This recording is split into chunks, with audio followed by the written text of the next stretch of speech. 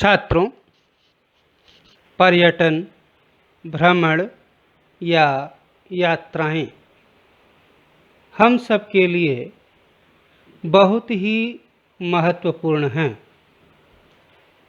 इनसे हमें कई तरह के लाभ होते हैं।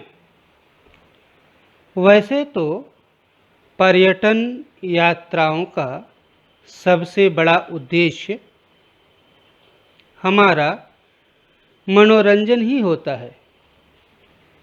जब हम रोज़मर्रा के कार्यों से ऊब जाते हैं तो मन और शरीर को थोड़ा विश्राम देने के लिए, अपने मन के बहलाव के लिए किसी रमणीय स्थान के पर्यटन के लिए निकल पड़ते हैं। ये पर्यटन यात्राएं भले ही मात्र 2-4 दिनों की ही होती हैं, पर इनसे हमारे शरीर को गजब की स्फूर्ति और ऊर्जा प्राप्त होती है। छात्रों, इन पर्यटन यात्राओं से मनोरंजन के अलावा भी कई लाभ होते हैं। जैसे हम जिस स्थान के पर्यटन के लिए जाते हैं, वहाँ की कला, संस्कृति, समाज, लोगों के रहन सहन तथा वहाँ के इतिहास, भूगोल आदि से भी हम परिचित होते हैं। अपने देश के लोगों के बारे में जानने, समझने आदि का अवसर प्राप्त होता है। हमारा मेल जोल बढ़ता है। इससे हमारे देश की एकता, अखंडता मजबूत होती है। छात्रों, पर्यटन के महत्व का अनुमान हम इसी से लगा सकते हैं कि आज पर्यटन एक बड़ा उद्योग बन गया है तथा देश विदेश में लाखों लोग इस व्यवसाय से जुड़े हैं। लोगों की रोजी रोटी चल रही है। छात्रों, इसी पर्यटन यात्रा से संबंधित आपकी पाठ्यपुस्तक में संकलित पाठ गोवा जैसा मैंने देखा का अध्ययन आज हम करेंगे। इसके लेखक श्री विनय शर्मा जी हैं।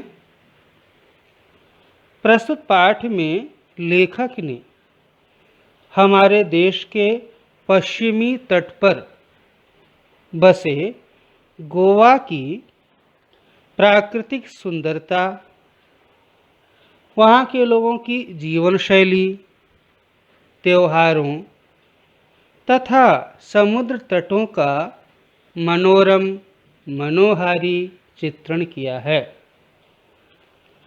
पश्चिमी फैशन के साथ अपने आप को ढालते हुए भी गोवा अपनी भारतीय परंपरा को नहीं भूला है। यह वहाँ की सबसे बड़ी विशिष्टता और विशेषता है। छात्रों, पाठ आरंभ करने से पूर्व हम इस पाठ में आए विशेष शब्दों और मुहावरों का अर्थ जान लेते हैं। इस पाठ में आए मुहावरे हैं: मन तरंगायित होना, जिसका अर्थ है मन में उमंग या जोश आना। दूसरा शब्द है निजात पाना, अर्थ है मुक्ति पाना। अगला मुहावरा है दो चार होना, अर्थ है जूझना या संघर्ष करना। अगला मुहावरा है जेब ढीली होना, जिसका अर्थ है बहुत खर्च होना। शब्द उजास, जिसका अर्थ है उजाला, खाना पूर्ति, औपचारिकता पूरी करना, उमस गर्मी, दिशा निर्देश सूचनाएं, नियति भाग्य। छात्रों, अब हम पाठ को पढ़कर गोवा की प्राकृतिक सुंदरता और सांस्कृतिक विशिष्टता का अध्ययन करेंगे। गोवा, यह नाम सुनते ही सभी का मन तरंगायित हो उठता है। मन तरंगायित हो उठने का अर्थ है कि मन में उल्लास, उमंग, जोश और खुशी का संचार हो जाता है। और हो भी क्यों न, यहाँ की प्रकृति अर्थात प्राकृतिक सौंदर्य, आबो हवा मतलब जलवायु और जीवन शैली अर्थात वहाँ के लोगों की जो विशिष्ट जीवन शैली है।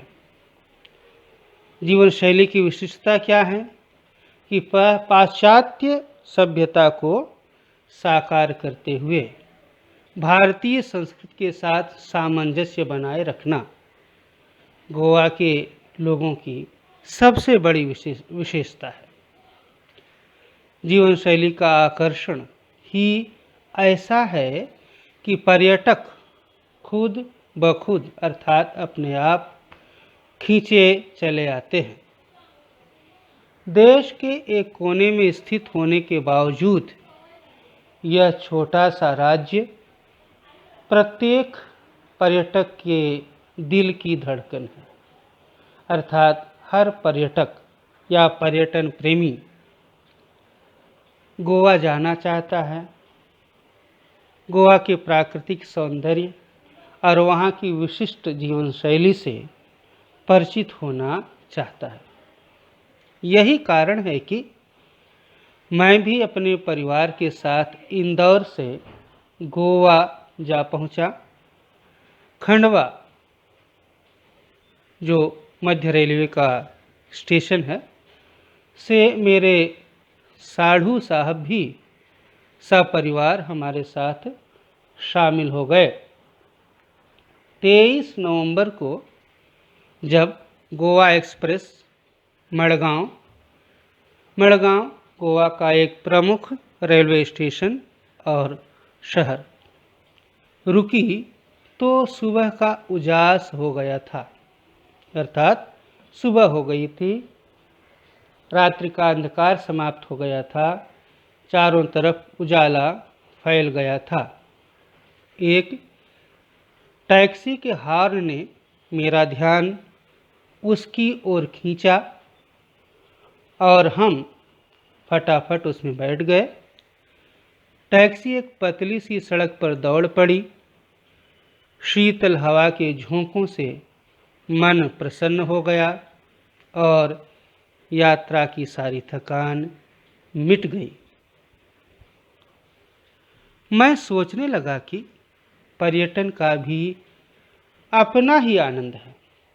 अपना ही आनंद का अर्थ यह है कि जो आनंद पर्यटन से प्राप्त होता है वह दूसरी वस्तुओं से नहीं। जब हम जीवन की कई सारी समस्याओं से जूझ रहे हों अर्थात उनका मुकाबला कर रहे हों, उनसे संघर्ष कर रहे हों और उनसे जूझते जूझते मन शरीर थक जाए तो उनसे निजात अर्थात मुक्ति पाने का सबसे अच्छा तरीका पर्यटन ही है। बदले हुए वातावरण के कारण मन तरोताज़ा हो जाता है। अर्थात जो हमारी मानसिक और शारीरिक थकान रहती है वह खत्म हो जाती है। मन में, शरीर में ताजगी, ऊर्जा और स्फूर्ति का संचार हो जाता है तथा शरीर को कुछ समय के लिए विश्राम मिल जाता है। कुछ देर बाद हमारी टैक्सी मड़गांव से 5 किलोमीटर दूर दक्षिण में स्थित कस्बा बेनालियम के एक रिसॉर्ट में आकर रुक गई।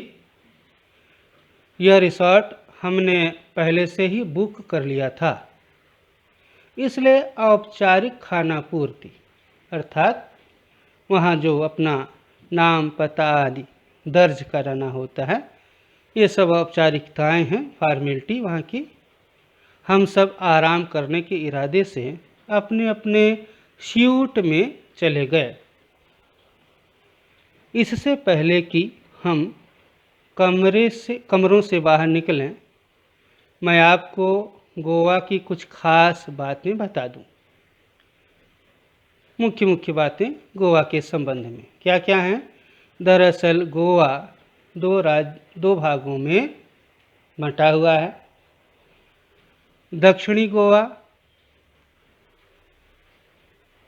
तथा उत्तरी गोवा जिला। इसकी राजधानी पणजी मांडवी नदी के किनारे स्थित है। यह नदी काफ़ी बड़ी है तथा वर्ष भर पानी से भरी रहती है। फिर भी समुद्री इलाका होने के कारण यहाँ मौसम में प्रायः उमस अर्थात गर्मी तथा हवा में आर्द्रता अर्थात नमी बनी रहती है। शरीर चिपचिपाता रहता है, लेकिन मुंबई जितना नहीं, क्योंकि यहाँ का क्षेत्र हरितिमा अर्थात हरियाली से भरपूर है, अर्थात खूब पेड़ पौधे हैं जो तापमान को नियंत्रित किए रहते हैं। फिर भी धूप तो तीखी होती ही है। यूँ तो गोवा अपने खूबसूरत सफ़ेद रेतीले तटों अर्थात समुद्री किनारों, महंगे होटलों तथा खास जीवन शैली के लिए जाना जाता है। यहाँ खास जीवन शैली से तात्पर्य यह है कि गोवा की लोगों की जीवन शैली में पाश्चात्य संस्कृति का प्रभाव आपको अधिक दिखाई देगा, लेकिन इसके बावजूद यह अपने में एक सांस्कृतिक विरासत अर्थात हमारे देश की प्राचीन भारतीय सभ्यता की जो विशेषताएं हैं, जो मूल तत्व हैं, वह भी अपने आप में समेटे हुए है। यहाँ की शाम बड़ी अच्छी होती है, तो चलो हम शाम का आनंद लेने के लिए बेनालियम बीच की ओर चलें। आप भी चलें, क्योंकि बहुत ही खूबसूरत तथा शांत जगह है बेनालियम। दिन भर की थकान तथा उमस भारी गर्मी के बाद शाम को बीच पर जाना बड़ा अच्छा लग रहा था। रिसॉर्ट से बीच की दूरी कोई 1 किलोमीटर ही थी, लेकिन जल्दी जल्दी चलने के बाद भी यह दूरी तय नहीं हो पा रही थी। कारण क्या था? जल्दी पहुंचने की उत्सुकता। अरब सागर देखने का उत्साह बढ़ता ही जा रहा था। तभी अचानक लहरों की आवाज़ सुनाई दी, जो किसी रणभेरी की तरह थी। रणभेरी अर्थात युद्ध में बजाए जाने वाले वाद्य बाजे। हम सभी दौड़ पड़े। मतलब लहरों की आवाज़ सुनाई देने के बाद यह स्पष्ट हो गया कि अब समुद्री तट वहाँ से अधिक दूर नहीं है। जो उत्सुकता उतावलापन था वह और बढ़ा और चलने के बजाय लोग दौड़ने लगे। सड़क पीछे छूट गई थी, इसलिए रेत पर तेजी से दौड़ना मुश्किल हो रहा था। फिर भी धंसे हुए पैरों को पूरी ताकत से उठा उठाकर भाग रहे थे। खूबसूरत समुंदर देखते ही मैं उससे जा लिपट गया। इधर बच्चे रेत का घर बनाने में जुट गए।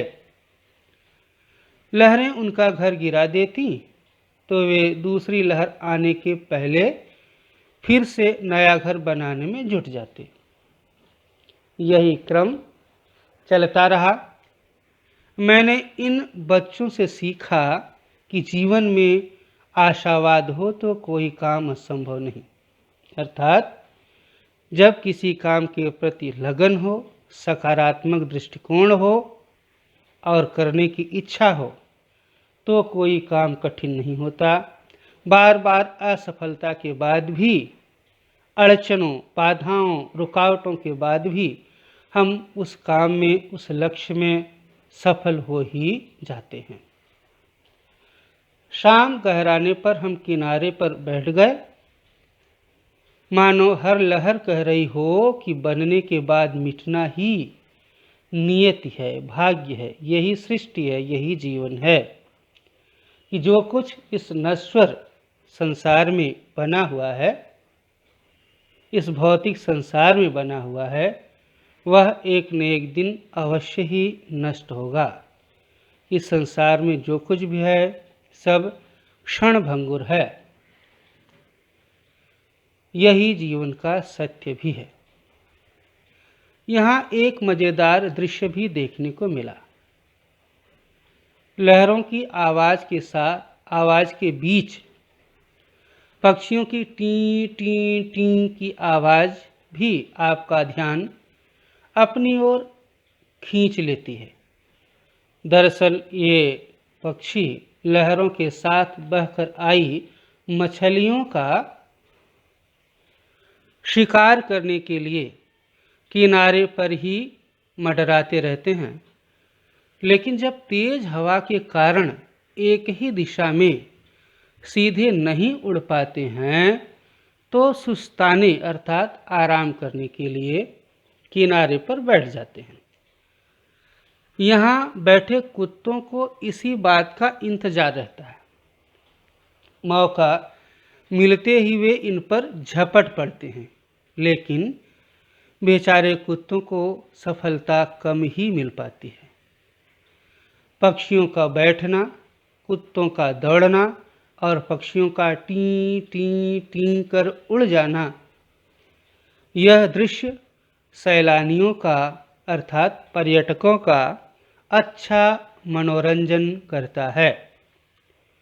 इधर जैसे ही सूर्य देवता ने विदा ली अर्थात सूर्यास्त हुआ, शाम हुई, वैसे ही चंद्रमा की चांदनी में नहाकर समुद्र का नया ही चेहरा नजर आने लगा। अब समुद्र स्याह मतलब काला और भयावह दिखने लगा। भयावह अर्थात डरावना। अगले दिन हमने बस से गोवा घूमने की योजना बनाई।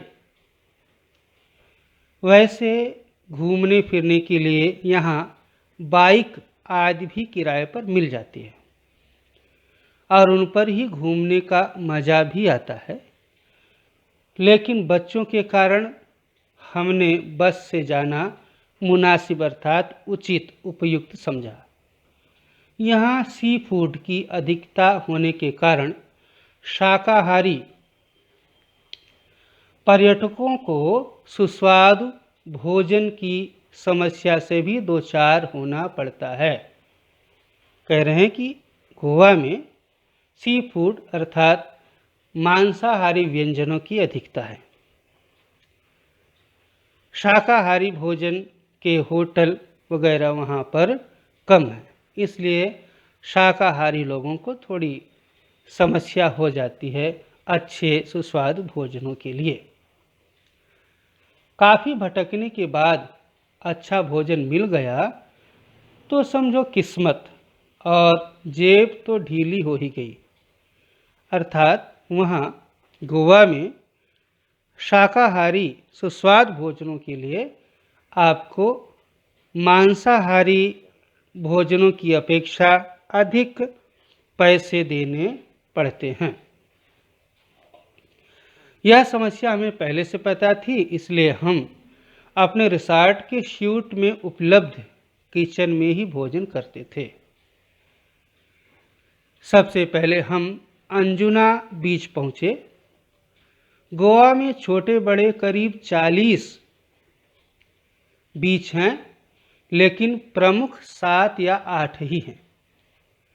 अंजुना बीच नीले पानी वाला, पथरीला, बहुत ही खूबसूरत है। इसके एक और लंबी सी पहाड़ी है जहाँ से बीच का मनोरम दृश्य देखा जा सकता है। मनोरम अर्थात मन को रमने वाला, जहाँ मन हमारा रम जाए, मन को मोह लेने वाला। समुद्र तक जाने के लिए थोड़ा नीचे उतरना पड़ता है। नीला पानी काले पत्थरों पर पछाड़ खाता रहता है, अर्थात उनसे टकरा करके पीछे लौटता रहता है।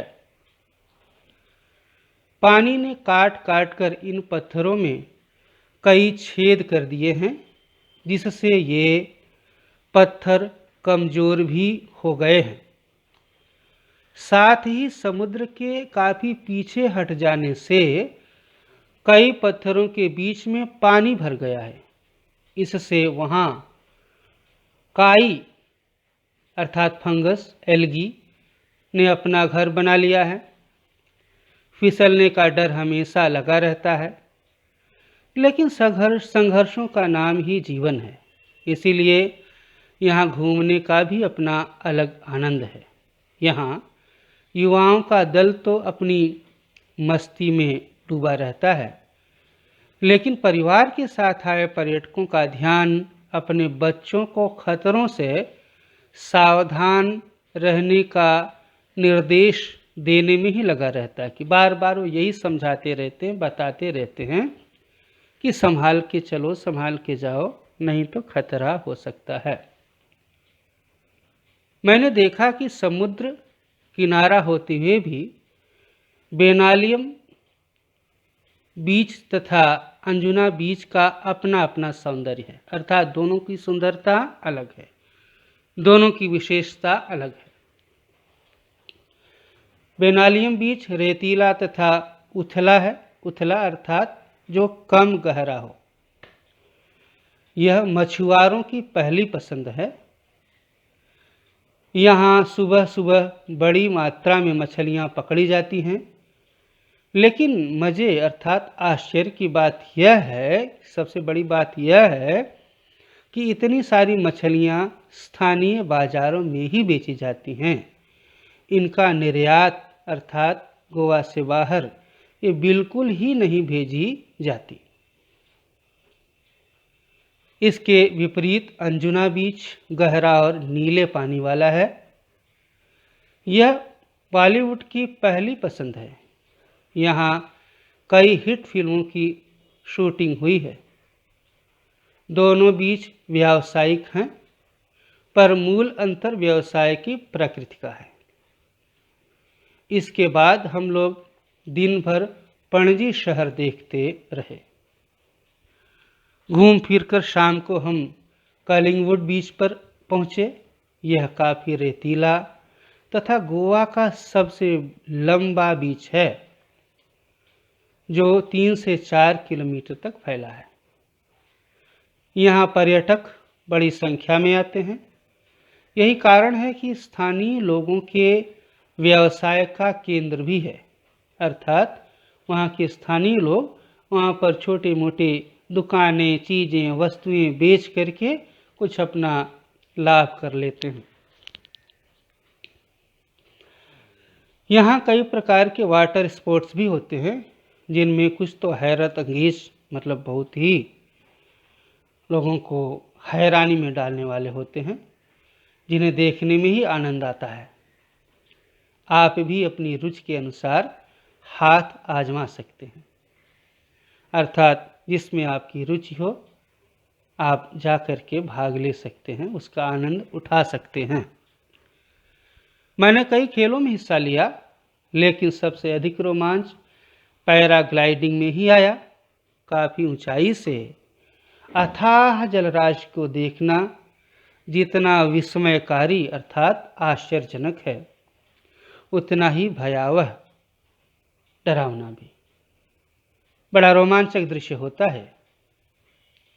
दूर दूर तक पानी ही पानी, तेज हवा और रस्सियों से हवा में लटके हम यानी मैं और मेरी पत्नी, दोनों डर भी रहे थे और खुश भी हो रहे थे। इसी क्षण को रोमांचक क्षण कहा जाता है। डर इस बात का था कि छूट गए तो समझे गए। खुशी इस बात की थी कि ऐसा रोमांचक दृश्य पहली बार देखा। सचमुच अद्भुत। छात्रों, इसी के साथ आज हम यहाँ यह पाठ समाप्त करते हैं। इस पाठ को विराम देते हैं। पाठ का शेष भाग हम अगले वीडियो में करेंगे। धन्यवाद।